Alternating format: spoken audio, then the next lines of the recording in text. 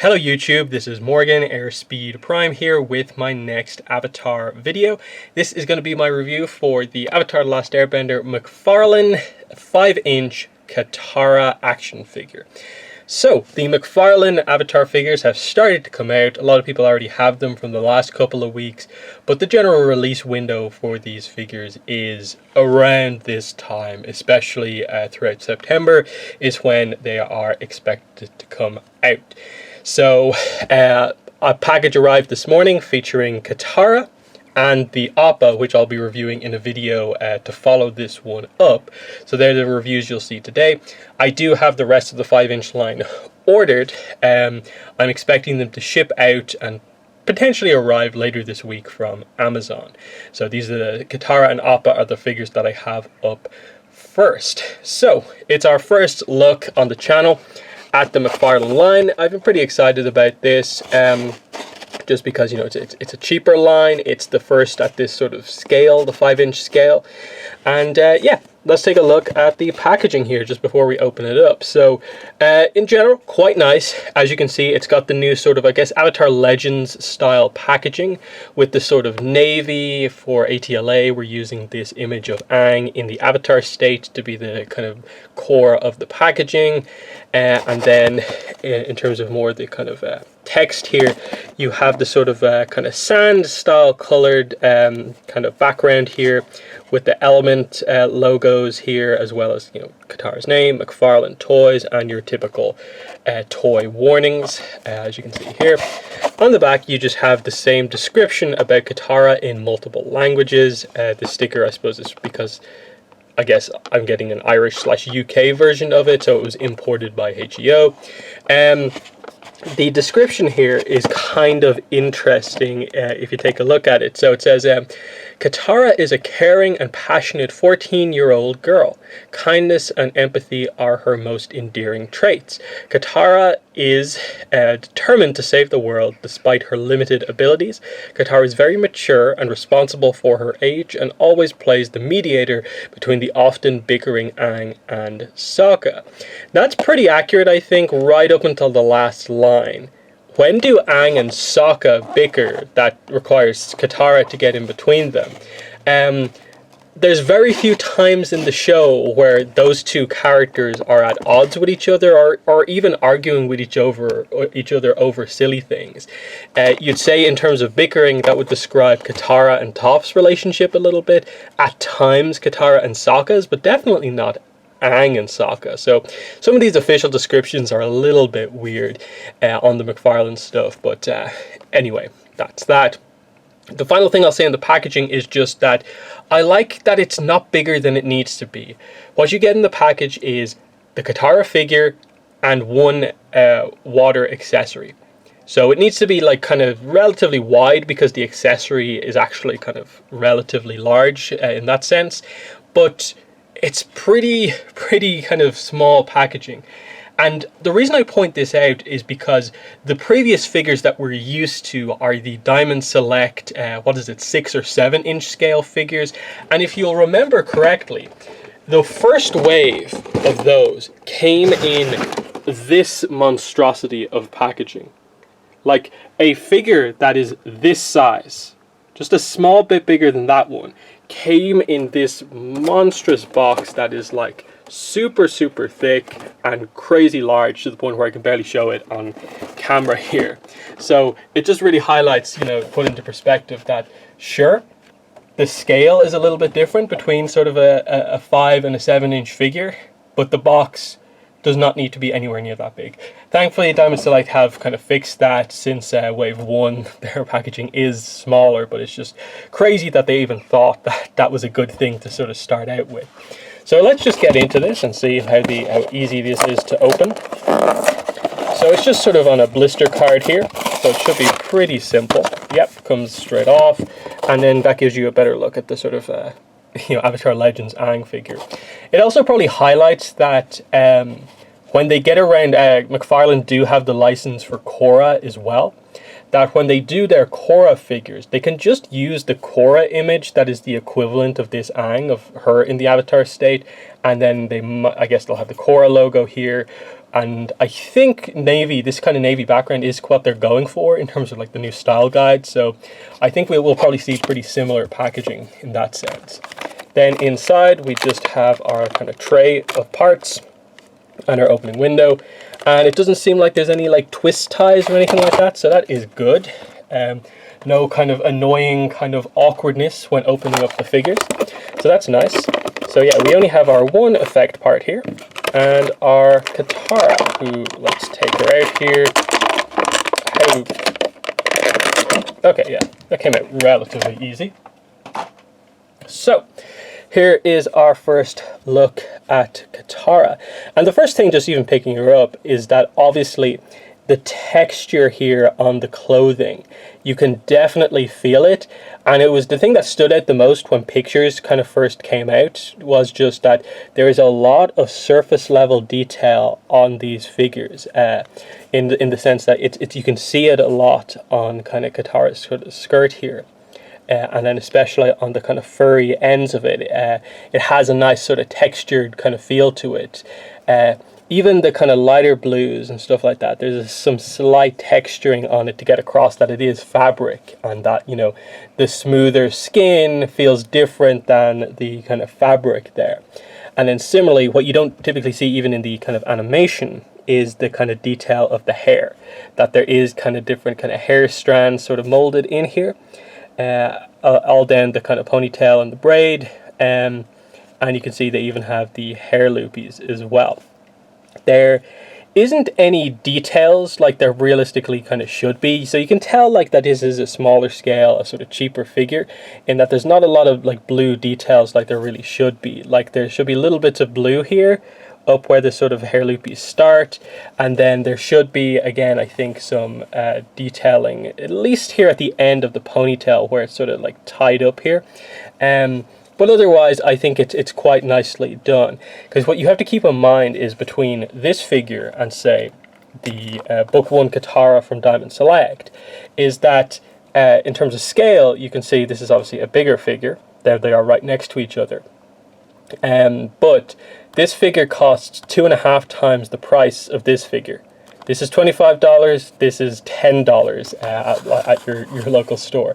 So that's an important thing to keep in mind as well when looking at this figure, that all of these kind of details that maybe the other figure has are with the context of it's a $10 figure, smaller price point, and that you can buy like 2.5 figures of these for the price of them. So that's important to keep in mind. So yeah, head sculpt I think is pretty nicely done. The way they got the eyes, I think they got the eyes like pretty perfect in terms of getting across some sense of that animation styling. Nice detail on the eyebrows here, and then not feeling the need to be, I suppose, overly detailed in terms of getting the kind of nose across or even the kind of smile on her face. But otherwise, the other details that you expect here are correct. She's wearing her mother's betrothal necklace. That detail is there quite nicely. And then they have the different shades of blue that are on her Book 1 outfit. And I think that works quite nicely, definitely. So yeah, then beyond that, I suppose we need to get into the articulation. So the head, let's see here, the head can swivel around. It can move up and down, as you can see here. It's on, yeah, you can sort of see up, maybe not quite. If I shine a light, can you see? Not really, but yeah, it's just basically a kind of a ball joint that's quite high up in the head, you know, around the sort of ears here. So that's what they're doing here to get this effect. The arms, of course, have a swivel here that makes them go kind of outwards. We can go all the way around here, so that's a pretty nice, you know, exactly what you'd want out of an elbow joint. And then let's see, we have a single jointed elbow, goes pretty much exactly 90 degrees, so that is good. And then yeah, we do have an elbow swivel here, so that's good. So you can do all the poses you pretty much need to with the elbows. That's fine. Nothing at the wrist at all, no sort of up and down or even just a wrist swivel. So that's not maybe ideal in terms of sort of the perfect figure at this scale. There is a waist swivel, so there's that. You can go all the way around, so that's good. And then I suppose one thing I was really wondering is that, like, okay, Katara's book 1 outfit, how hindered is she going to be by this? This feels relatively flexible. Not like maybe as flexible as you'd absolutely wanted, in the sense of, like, if you hold it out like that, does it drop down like actual fabric would? It's still maybe a little bit too rigid, is definitely the problem with some of this. But if we just move this up to get a look at the kind of, the hip motion, again, that's perfect, hip on a figure like this. You basically have all the motion that you'd pretty much ever want in terms of doing more kind of martial arts poses. Again, single jointed knee, you can do a 90-degree bend, and probably the main disappointment with these figures is that there's nothing in the ankles either, which for characters who are doing martial arts poses, you probably should have. That basically means that all the work you've done with the hips doesn't kind of almost mean as much in terms of what you can or cannot actually do. So if we try to quickly kind of make a pose, how balanced or not is it? Again, I think the problem here is, yeah, so this pose should be like relatively okay, but the problem is that because you can't sort of move the ankles to flatten out the feet, you're not really getting the sort of effect that you need, so you need to alter the pose. So that isn't really ideal. Yeah, not quite. Let me move this out of the way. Okay, so there, we finally got a pose going there. It just means that the posing is limited by the fact that even though the hips are actually really good to get all the kind of poses that you'd want there, the knees work well. The lack of ankles means that you can't do as much as you really realistically should be able to do. And then let's see how the effect works. The only real way to use this is to kind of put it in our hands. So yeah, this just, how exactly does this go in? Yeah, just kind of hold it like this, and I guess it's weird. Like this is always going to be the tricky thing about Avatar figures is what exact way should the character, hold the stuff. It's a little bit kind of tricky. It's maybe a little bit too sort of like angled. I get that they sort of want that effect, but like it's hard again because there's no wrist swivel here, which is probably what you'd want given the angle of this. You kind of want it to be more like held like that, but the angle that the hand has to hold it at means that it feels like this is always sort of pointing down. That's just a little bit kind of weird and disappointing. What it just means is that I'd say I don't feel any of the companies so far have really gotten the effect parts like spot on, but I also understand how difficult it is to do without basically having a whole stand system to hold up various effect parts and so on. So there's that. Obviously, like the Diamond Select figure came with this like really giant effect part, which only works if you hold this part up using the stand. So you have to just like have the stand for the effect part, and then the figure's just standing on the stand. So, it does mean like you can make the different parts like work with each other, in that this effect from another figure at a higher scale actually looks like a pretty substantial amount of water for this Katara. So you're building up a kind of selection if you collect a lot of the different figures of the effect parts, if you absolutely want them, for sure. So yeah, it's one of those ones where I could be highly critical of like, oh, the lack of articulation is a real problem, but again, I'd also say about this figure even though it has those articulation points, in the sense like you can move the wrists, you can move the ankles. The problem that this figure has is that I find it awful to actually just pick up and try to pose, because it feels like the sort of technology, the way it's built, the joints are just like so stiff and they don't really feel very usable, and it almost feels like you're kind of like breaking the figure to a degree when you use them. The other point that I'd make about the Diamond Select figures that's a major problem is that these elbows are absolutely useless. Really just like properly useless elbows. Like, there it is, more or less straight. You can't even make the arm fully straight, really, just with the way it's constructed. And then just a normal amount of force to sort of make the elbow bend only gets you maybe 45 degrees. And to try and get it more, you really have to force the figure. And then it really doesn't get near 90. If you try and make it go to 90, you basically pull the joint out of the socket, which basically permanently like weakens the joint if you do that. So, you know, it's that difference between sort of, you know, just like, it's actually really nicely constructed. Like, the joints that you have here are very, very usable. Like, this also is only a single jointed elbow, but it's got more articulation than this figure at 2.5 times the price. And that's the thing of like, do I think this is 2.5 times better? No. So I overall would say that I think this is a better figure, just because it's a lot better value for money overall. And especially if you are just going to pose them, the characters just like relatively normally, like just standing up, I think it works out, you know, pretty well that like this one maybe is a little bit better. Of course, there's details like this figure comes with the water pouch, this figure doesn't.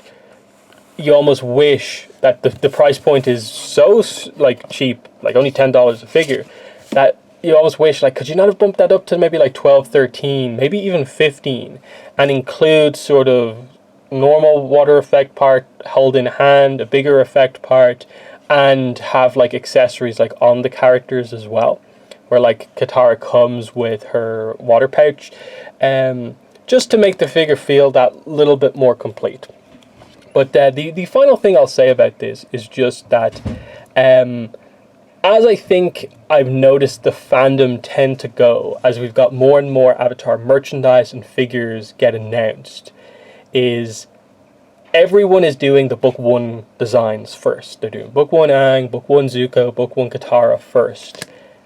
And I feel those designs are probably the least suited to action figures, and also not the most popular designs for the characters within the fan base, in the sense that I prefer Katara's Book 2 design over her Book 1 design, and I also prefer her Book 3 design over her Book 2 design.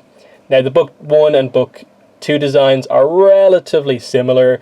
It's more or less just a slightly altered outfit, and then her kind of, she doesn't have these sleeves basically here.